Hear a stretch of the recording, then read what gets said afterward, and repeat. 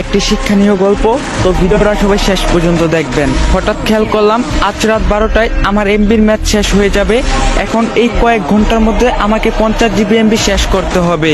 পুরাই দিশেহারা হয়ে গেলাম আমি। কি করব, কেমন করে খরচ করব এত অল্প সময়ে এতগুলো এমবি? কিছু কি ডাউনলোড করব, নাকি ভিডিও দেখব, নাকি নিউজ ফিডটা ঘুরে শেষ করব সব? আবার ভাবছি কিছু এমবি পোস্ট করে না হয় শেষ করি, না হয় কোনো ভিডিও ডাউনলোড করি।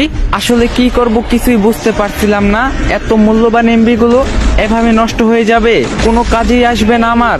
ঠিক তখনই কেন জানি আমার মনে হলো, হায় আল্লাহ, যদি আমি জানতে পারি যে আজ রাত 12টায় আমি মারা যাব, আমার হাতে তো আর মাত্র কয়েক ঘন্টা সময় আছে, তখন তাহলে আমি কি করব? নামাজ পড়ব, নাকি কোরআন তিলাওয়াত করব, নাকি নিজের গুনাহের জন্য মাফ চেয়ে নিব, নাকি মনের ইচ্ছাগুলো পূরণ করব? আচ্ছা, আপন মানুষগুলোর সাথে শেষ সময় কাটিয়ে দিলে কেমন হয়? থাক, আগে একবার দেখে নিই, দেন